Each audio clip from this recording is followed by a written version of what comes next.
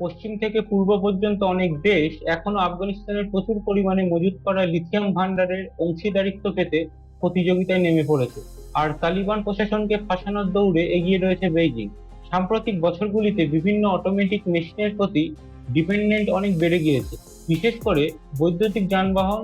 এই মেশিনগুলির প্রয়োজনীয় energy storage ইউনিটগুলির জন্য প্রয়োজনীয় উপাদান হিসেবে লিথিয়ামের চাহিদা ক্রমান্বয়ে বেড়েই চলেছে, যা এই ধাতুর মালিকানা হওয়াকে উৎসাহিত করছে। ফলস্বরূপ লিথিয়াম ভবিষ্যতে তেল ও প্রাকৃতিক গ্যাসের অল্টারনেটিভ হিসেবে উঠে আসছে এবং এটি আন্তর্জাতিক বাজারে ক্রমান্বয়ে একটি স্ট্র্যাটেজিক প্রোডাক্ট হিসেবে হয়ে উঠেছে। বিভিন্ন দেশগুলি ভবিষ্যতের প্রধান কাঁচামাল লিথিয়াম সম্পর্কিত তাদের উদ্যোগকে এগিয়ে নিয়ে যাচ্ছে, কারণ ভবিষ্যতে এই কাঁচামালকে কেন্দ্র করেই একটা স্থায়িত্ব অর্থনীতি তৈরি করবে। কাঁচামাল হিসেবে লিথিয়াম প্রক্রিয়াকরণে চীন প্রধান দেশ হয়ে উঠেছে, কারণ চীন দক্ষিণ আমেরিকার লিথিয়াম কোম্পানিগুলিকে কিনে নিচ্ছে, যেগুলোর কাছে বিশ্বের অর্ধেক লিথিয়াম মজুদ রয়েছে। একই সাথে লিথিয়াম সমৃদ্ধ দেশগুলোর ফার্মগুলির সাথে মাইনিং কোম্পানি অ্যাসোসিয়েশন গঠন করে চীন বাজারে তার অস্তিত্ব আরো মজবুত করছে। আর এই পরিকাঠামোর মধ্যে দিয়ে মধ্যপ্রাচ্য এবং মধ্য এশিয়ার দেশগুলির সাথে চীনের যে মধুর সম্পর্ক রয়েছে, তাই লিথিয়াম বাণিজ্যে গুরুত্বপূর্ণ ভূমিকা প্রকাশ করে। আর এই দেশগুলির মধ্যে রয়েছে আফগানিস্তান, যেখানে প্রচুর পরিমাণে লিথিয়াম মজুদ রয়েছে।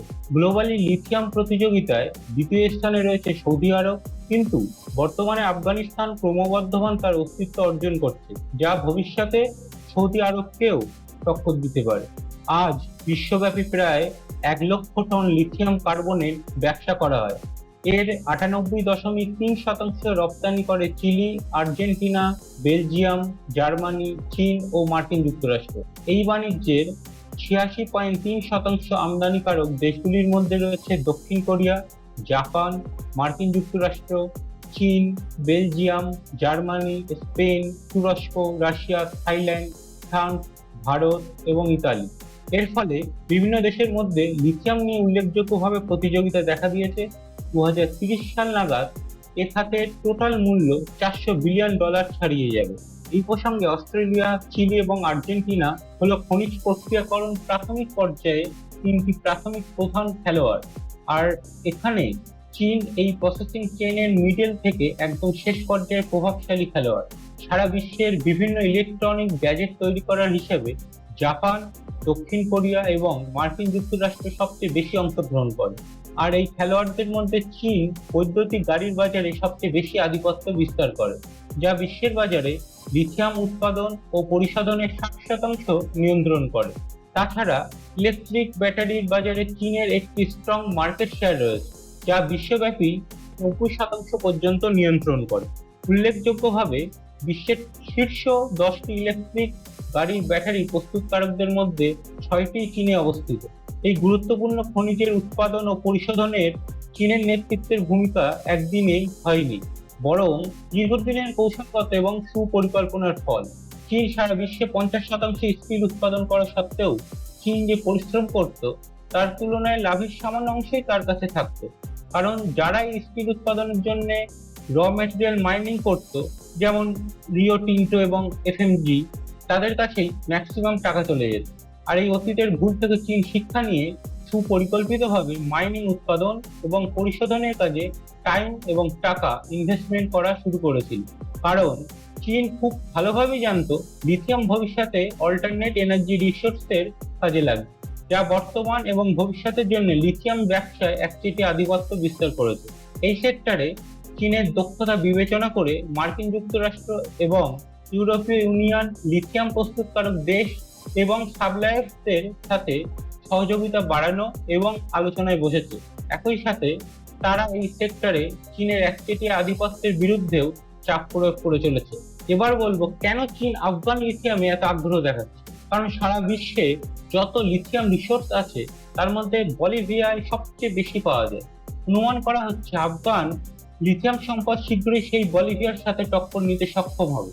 যুক্তরাষ্ট্রের national Aeronautics and space administration, যেটা নাসা পরিচালিত এক গবেষণায় আফগানিস্তানে অব্যবহৃত লিথিয়াম খনির মূল্য প্রায় $1 ট্রিলিয়ন অনুমান করা হয়েছে।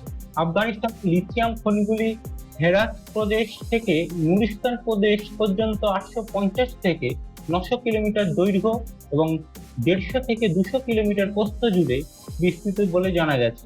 এটি অনুমান করা হয় যে এই লিথিয়াম খনিগুলির জীবনকাল প্রায় 70 বছর। আফগানিস্তানের লিথিয়াম সম্পদ প্রথম 1980-র দশকে সোভিয়েত খনি বিশেষজ্ঞদের দ্বারা আবিষ্কৃত হয়েছিল, তবে তারা 2004 সাল পর্যন্ত এই তথ্যটি ভালোভাবে লুকিয়ে রেখেছিল। তবে বিষয়টি প্রকাশ্যে আসে যখন আমেরিকান ভূতাত্ত্বিকদের একটি দল কাবুলের আফগানিস্তানে জিওলজিক্যাল সার্ভে লাইব্রেরিতে পুরনো মানচিত্র এবং ডেটা ঘেঁটে দেখেন।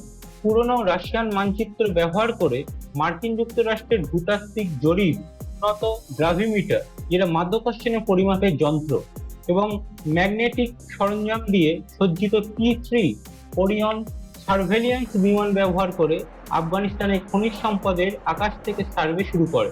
2007 সালে একটি সুসজ্জিত ব্রিটিশ বোমারু বিমান নিয়োগ করেছিল, যা ভূগর্ভস্থ খনিজ মজুদগুলির 3D প্রোফাইল সরবরাহ করেছিল। আফগানিস্তান সমৃদ্ধ লিথিয়াম মজুদ সাম্প্রতিক বছরগুলিতে অন্য যে কোনো কিছুর চেয়ে বেশি। আফগানিস্তানের লিথিয়ামের প্রতি চীনের ক্রমবর্ধমান আগ্রহ এবং এই দিকে দৃঢ় পদক্ষেপকে উৎসাহিত করেছে। 2021 সালের আগস্টে তালিবান ক্ষমতায় ফিরে আসার পর চীন সরকার আনুষ্ঠানিকভাবে জোর দিয়েছিল যে পূর্ববর্তী আফগান সরকারগুলির সাথে চুক্তি অব্যাহত থাকবে। প্রকৃতপক্ষে 20টিরও বেশি চীনা কোম্পানি বর্তমানে আফগানিস্তানে সক্রিয় রয়েছে এবং 100টিরও বেশি চীনা কোম্পানি আফগানিস্তানে খনি পরিচালনার জন্য চাইনিজ মিনিস্ট্রি অফ মাইন্স এর সঙ্গে যুক্ত হয়েছে। তালিবান ক্ষমতায় ফেরার পর প্রায় 500 চীনা ব্যবসায়ী আফগানিস্তানের এই প্রাকৃতিক সম্পদ পরীক্ষা করতে গিয়েছিলেন এবং তারপর বেশিরভাগ চীনা কোম্পানি ও তাদের বিনিয়োগ খনি এবং খনিজ উন্নয়নের উপর ফোকাস করেছিল। অনেকের মতে এই লিথিয়াম খনিগুলি বিশেষ তাৎপর্যপূর্ণ বলে মনে হয়। প্রকৃতপক্ষে 2023 সালের এপ্রিলে ইকোনমিক টাইমস সংবাদ মাধ্যমে প্রকাশিত একটি প্রতিবেদন অনুসারে চীনের গো চীন সংস্থা প্রাথমিক পর্যায়ে আফগানিস্তানের লিথিয়াম খনিতে $10 বিলিয়ন বিনিয়োগের ইচ্ছা প্রকাশ করেছিল। আফগানিস্তানের প্রচুর লিথিয়াম সম্পদ মার্কিন কর্মকর্তাদের জন্য একটি কেন্দ্রবিন্দু হয়ে দাঁড়িয়েছে। 2010 সালে মার্কিন মিডিয়া প্রকাশিত পেন্টাগনের কর্মকর্তাদের মতে লিথিয়ামের মজুদের কারণে আফগানিস্তান লিথিয়ামের সৌদি আরব হয়ে উঠবে। আফগানিস্তান নিয়ন্ত্রণ ফিরে পাওয়ার পর তালিবান সরকারের সঙ্গে সম্পর্ক বজায় রাখার ক্ষেত্রে কয়েকটি দেশের মধ্যে চীন অন্যতম। সাধারণভাবে চীন আফগানিস্তানের পারস্পরিক রাজনৈতিক ও অর্থনৈতিক স্বার্থ উভয় পক্ষকে আরো কাছাকাছি নিয়ে এসেছে। চীন আফগানিস্তানে তার প্রভাব বাড়ানোর জন্য মার্কিন প্রত্যাহারের সুযোগটি কাজে লাগানোর চেষ্টা করছে। চীনের জন্য তালিবানদের দেওয়া নিরাপত্তা আফগানিস্তানে বাণিজ্যিক ও অর্থনৈতিক প্রকল্প বাস্তবায়নের একটি অনুকূল সুযোগ পেয়ে গেছে, যার মাধ্যমে বেইজিং তার কৌশলগত স্বার্থ অর্জন করছে। বিপরীতে তালিবানরা চীনা প্রকল্পগুলিতে খুব আগ্রহ দেখিয়েছে, কারণ তারা অর্থনৈতিক সংকট থেকে বেরিয়ে আসার একটি কার্যকর সুযোগ হিসাবে দেখছে। আফগানিস্তানে চীনের অর্থনৈতিক প্রকল্প ও বিনিয়োগ পর্যালোচনা করলে এটা স্পষ্ট হয়ে ওঠে যে আফগানিস্তানের প্রচুর লিথিয়াম সম্পদ দুই দেশের মধ্যে এই স্বার্থচালিত সম্পর্ককে উৎসাহিত করার অন্যতম গুরুত্বপূর্ণ কারণ। মোট কথা, আন্তর্জাতিক মঞ্চে ধীরে ধীরে কৌশলগত পণ্যে পরিণত হওয়া লিথিয়াম চীন ও আফগানিস্তান সম্পর্কের কৌশলগত অবস্থান গ্রহণ করছে।